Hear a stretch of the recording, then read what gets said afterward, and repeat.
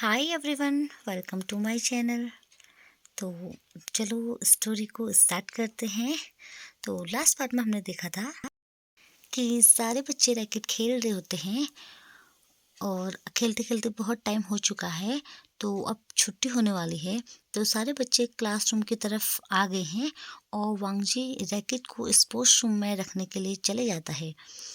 और वांगजी को लगता है कि वी मेरे से मिलके जाएगा, पर वी और वैंकिंग चले जाते हैं। जब वी क्लासरूम में पहुंचता है तो देखता है वहाँ से सारे स्टूडेंट चले गए हैं और साथ में वी भी चला गया है। तो उन्हें थोड़ा बुरा तो फील होता है, पर फिर वो भी चले जाते हैं।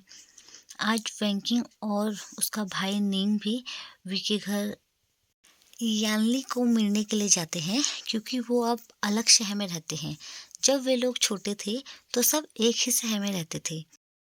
तो वो लोग भी काफ़ी समय से मिले नहीं थे, तो आज उनका मिलना भी हो जाएगा।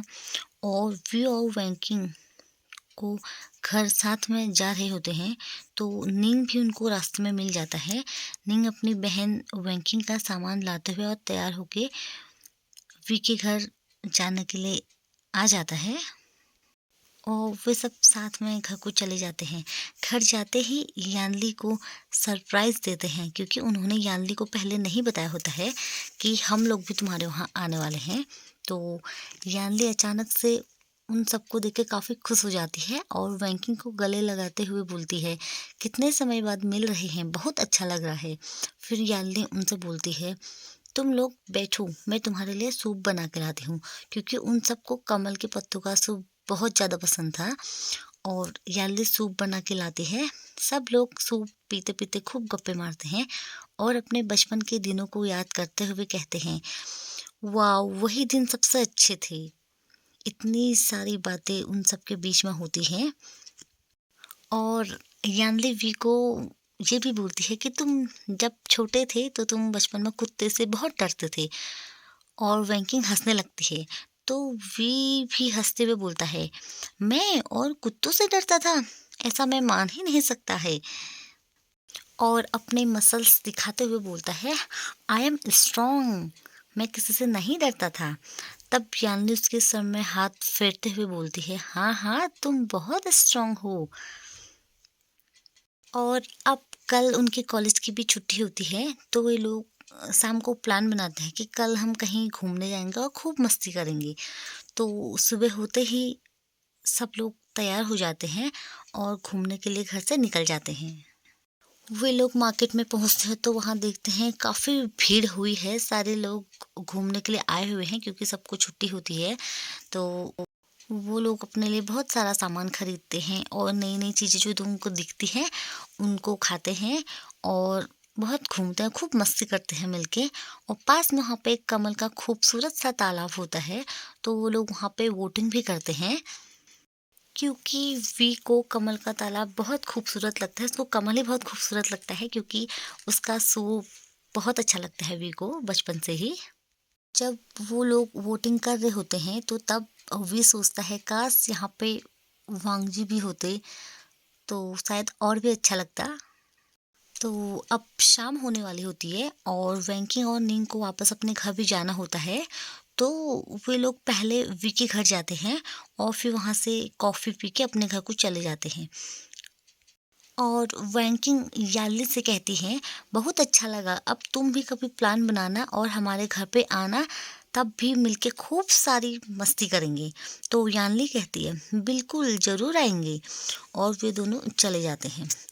अब बहुत साल बीत चुका है, अब उनका कॉलेज भी कंप्लीट होने वाला होता है और टीचर उनको बोलती है कि आज कॉलेज में कुछ लोग इंस्टीट्यूट से आने वाले हैं। 2 इंस्टीट्यूट से आने वाले हैं, जो फर्स्ट हैं वो तो हैं होटल मैनेजमेंट वाले हैं और जो दूसरे हैं वो है नर्सिंग डिपार्टमेंट। तो आप लोगों को फ्यूचर में कुछ ना कुछ तो करना ही पड़ेगा। तो आप लोगों को वे लोग टेस्ट लेंगे और जिसके अच्छे नंबर आएँगे तो उसका सिलेक्शन हो जाएगा। आप लोग दोनों में से जिस फील्ड में जाना चाहते हो उसी का टेस्ट देना। तो सारे बच्चे हाँ बोलते हैं और आपस में बातें करने लगते हैं कि तुम्हें कौन-सा फील्ड पसंद है, तुम कौन सी फील्ड में जाओगे, तुम किस चीज़ का टेस्ट दोगे, ये वो। और बहुत सारी बातें उन स्टूडेंट्स के बीच में होती हैं।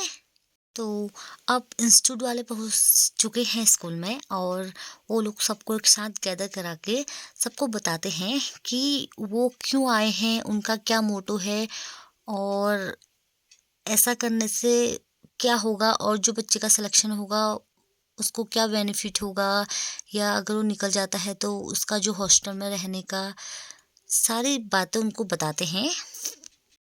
और फिर सबको एक फॉर्म फिल करने को देते हैं जिसमें उनकी पर्सनल इन्फॉर्मेशन, मतलब कि उनका नेम, एड्रेस, मोबाइल नंबर, उनकी हॉबीज़ क्या हैं और वो लोग कौन से डिपार्टमेंट के लिए अप्लाई करना चाहते हैं, तो ये सब उसमें मेंशन होता है। तो वो लोग फॉर्म फिल करते हैं, वहाँ पे नाम, एड्रेस और अपना मोबाइल नंबर, अपनी हॉबीज़ और जिसको जिस डिपार्टमेंट में जाना है तो डिपार्टमेंट फिल करता है और फॉर्म को सबमिट कर देता है। तो सारे स्टूडेंट के फॉर्म सबमिट हो चुके हैं और अब वे लोग उनको बताते हैं कि अब हम आपको टेस्ट देने वाले हैं जिसमें कि बेसिक से क्वेश्चन होंगे, कोई घबराने वाली बात नहीं है। और जिसके अच्छे मार्क्स आएंगे तो उसका सिलेक्शन हो जाएगा, तुम्हारे फ्यूचर के लिए भी अच्छा होगा। जो स्टूडेंट निकल जाता है तो उनको वहाँ रहने के लिए हॉस्टल मिलेगा और भी बहुत सारी बातें शेयर करते हैं। तो अब उनको एक-एक फॉर्म और दिया जाता है, जो कि कोई फॉर्म नहीं होता है बल्कि वो उनका टेस्ट होता है। और उनसे बोलते हैं कि आप लोग थोड़ा दूर-दूर बैठ जाइए, कोई चीटिंग नहीं करेगा। हम बस इसमें सबकी नॉलेज जानना चाह रहे हैं कि किसको कितनी नॉलेज है। तो सारे बच्चों को दूर-दूर बैठा दिया जाता है और जो टेस्ट का पेपर होता है उसको दे दिया जाता है। तो सारे बच्चे अपना टेस्ट देने में लग जाते हैं। तो तब उनकी टीचर उनसे कहती हैं कि इसमें घबराने वाली कोई बात नहीं है। अगर तुमको इतनी नॉलेज है तो तुम निकल सकते हो, और ऐसा नहीं है कि मेरे मार्क्स कम आ गए या उसके ज़्यादा आ गए, इसमें कोई शर्माने वाली बात नहीं है। सब अपने-अपने नॉलेज से करना, आप लोग चीटिंग मत करना। तो सारे बच्चों का टेस्ट कंप्लीट हो जाता है और टीचर उनकी जो टेस्ट की बुक होती है उनको जमा कर लेती है। और जो जिस डिपार्टमेंट से होता है, जिसने जिसके लिए अप्लाई किया होता है, उनकी कॉपी उनको आपस में बाँट देती है। एचएम वालों को एचएम की कॉपी दे देती है और जो नर्सिंग डिपार्टमेंट्स हैं उनको उसकी कॉपियाँ दे देती हैं। तो उसमें जो सबसे फर्स्ट में होता है वो होती है रैंकिंग की कॉपी होती है। तो उसका टेक्स्ट बुक चेक होता है, तो उसके बहुत अच्छे मार्क्स आए होते हैं, क्योंकि जो टेस्ट होता है वो 30 नंबर का होता है। तो जो रैंकिंग है उनके 30 में से 28 नंबर आए हुए होते हैं। तो तब वो लोग आपस में बात करते हैं कि ये बहुत अच्छी, इसको मेडिकल लाइन का बहुत अच्छा नॉलेज है, तो इनको इस फील्ड में ज़रूर आना चाहिए। और भी सारे बच्चों की टेक्स्ट बुक चेक हो चुकी है। तो जो टीचर है उसने सबके नंबर सबके साथ शेयर कर दिए हैं, पर जो वी हैं उनको इस चीज़ में बिल्कुल भी इंटरेस्ट नहीं था, क्योंकि उनको बचपन से ही तलवारबाजी बहुत पसंद है। तो वे चाहते थे कि मैं कॉलेज कंप्लीट होने के बाद तलवारबाजी सीखूं, और लांगवांग से भी यही चाहते थे, उनको भी तलवारबाजी बहुत पसंद है। तो उन दोनों का है इस फील्ड में कोई इंटरेस्ट नहीं था, दोनों में से किसी भी फील्ड में। तो उन लोगों को जब उनके नंबर बताए जाते हैं, उनके नंबर भी ठीक आए होते हैं पर बहुत अच्छे भी नहीं आए होते हैं। तो जब उनसे बोला जाता है तो वो लोग यही बोलते हैं कि मुझे इस फील्ड में कोई इंटरेस्ट नहीं है। तो उनको टीचर थोड़ा समझाती है और जो इंस्टीट्यूट वाले होते हैं वो भी समझाते हैं कि तुम्हारा फ्यूचर बन जाएगा। तो इतना सब कुछ समझाने के बाद वी तो सीधे मना ही कर देता है। और जो वांग जी होते हैं वो अपने से बड़ों की रिस्पेक्ट करते हैं, तो ऐसे सीधे किसी से मना नहीं कर सकते। तो वो ये बोलते हैं कि मेरा इस फील्ड में कोई इंटरेस्ट नहीं है, तो मैं ये फील्ड ज्वाइन नहीं करना चाहता हूँ। तो वो लोग बोलते हैं ठीक है, अगर आप लोगों को कोई इंटरेस्ट नहीं है तो कोई ज़बरदस्ती भी नहीं है, ये तुम्हारा अपना पर्सनल डिसीजन है। जिस फील्ड में तुम्हें इंटरेस्ट हो आप वहाँ जा सकते हैं। और बचपन में रैंकिंग से कोई भी पूछता था कि तुम बड़ी होके क्या बनोगी, तो रैंकिंग का हमेशा यही रिप्लाई होता था कि मैं बड़ी होके एक डॉक्टर बनूंगी।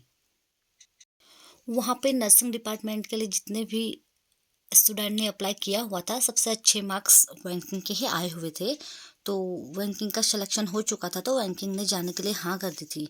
पर वी चाहता था कि रैंकिंग भी ना जाए, वो भी हमारे साथ ही रहे। वी ने रैंकिंग का हाथ पकड़ते हुए बोला कि तुम कहीं नहीं जा रही हो, बस तुम हमारे साथ ही रहोगी।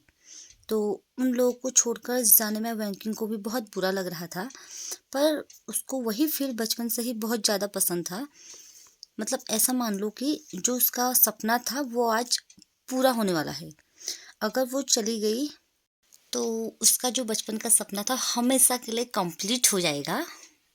और फिर टीचर भी वी को समझाती है और कहती है, वी सबका अपना अपना इंटरेस्ट है, उसका इंटरेस्ट वही है तो उसे जाने दो। तो वी सर हिलाते हुए बोलता है, हाँ। पर वी को मन में बहुत बुरा लगा हुआ था कि वो उन लोगों को छोड़ के जा रही थी। और वैंकिंग वहाँ से चली जाती है। जब वहाँ वैंकिंग पहुँचती है तो वैंकिंग देखती है कि वहाँ पे 2 हॉस्टल्स हैं, जो फर्स्ट है वो गर्ल्स के लिए है, जो और जो सेकंड है वो बॉयज़ के लिए है। तो वहाँ जाते ही सारे स्टूडेंट्स को गैदर किया जाता है और जितने भी इंस्टीट्यूट के स्टाफ हैं सारे लोग वहाँ पे होते हैं, क्योंकि उन लोगों को अलग-अलग हॉस्पिटल में सीखने के लिए भेजने वाले थे। तो उन सभी स्टूडेंट में से सबसे अच्छे मार्क्स रैंकिंग के होते हैं। तो एक मशहूर डॉक्टर बाबूशान रैंकिंग को अपने हॉस्पिटल में ले जाने के लिए सेलेक्ट करती हैं। जब रैंकिंग को कहा जाता है कि तुमको जाना है, एक डॉक्टर ने तुमको अपने हॉस्पिटल के लिए सेलेक्ट किया है तुम्हारे अच्छे मार्क्स देख के, तो रैंकिंग बोलती है ठीक है। तो रैंकिंग से बोला जाता है तुम अपना सामान ले लो और गाड़ी आई है तुमको लेने के लिए, गाड़ी में बैठ जाओ। तो रैंकिंग मन ही मन सोच रही होती है कि इनसे पूछूं या ना पूछूं कि वो कौन डॉक्टर है जिन्होंने मुझे सेलेक्ट किया है। तो रैंकिंग अपना सारा सामान लेके गाड़ी की तरफ जा ही रही होती है, तो वहाँ पे उनकी जो टीचर होती है वो आ जाती है। और रैंकिंग उनसे फिर पूछ ही लेती है कि क्या मैं जान सकती हूँ जिन्होंने मुझे सेलेक्ट किया है वो डॉक्टर कौन है। तो वो हाँ में रिप्लाई देती है और बोलती है, क्यों नहीं, वो है मशहूर डॉक्टर बाबूशान और तुम बहुत लकी हो जो बाबूशान ने सिर्फ तुम्हें सेलेक्ट किया है। तो रैंकिंग को ये सुनकर बिल्कुल भी भरोसा नहीं होता है और वो बहुत खुश होकर बोलते हैं, क्या सच में उन्होंने मुझे सेलेक्ट किया है, मुझे तो यकीन ही नहीं हो रहा है। और वहाँ से चली जाती है, क्योंकि जो डॉक्टर बाबूशान होती है वो एक अच्छी और मशहूर डॉक्टर होती है, सारे डॉक्टरों में से टॉप 1 होती है। अब रैंकिंग वहाँ पहुँच गई है तो बाबूशान उसको बताती है कि वहाँ पे जो भी स्टूडेंट है सबको अलग अलग हॉस्पिटल में जाना है और तुम्हारे मार्क्स उनमें से सबसे अच्छे थे, तो इसलिए मैंने तुमको सेलेक्ट किया हुआ है। और रैंकिंग बाबूशान से कहते हैं, आपका बहुत बहुत शुक्रिया, आपने मुझे अपने हॉस्पिटल के लिए सेलेक्ट किया। मैंने आपके बारे में बहुत सुना है, आप टॉप 1 डॉक्टर हो। और बाबूशान को एक कॉल आ जाती है, तो वो बात करने के लिए बाहर चली जाती है। इतने में ही वहाँ पे एक पेशेंट आ जाता है जिसके सर में बहुत चोट आई रहती है। तो वंकिंग बाबूशान के आने तक उसका फर्स्ट एड कर देती है और खून का बहाव काफ़ी कम हो जाता है। इतने में ही बाबूशान वहाँ आती है और देखती है फर्स्ट एड को और बोलती है, ये किसने किया। तो वंकिंग डर जाती है और धीरे से बोलती है कि मैंने।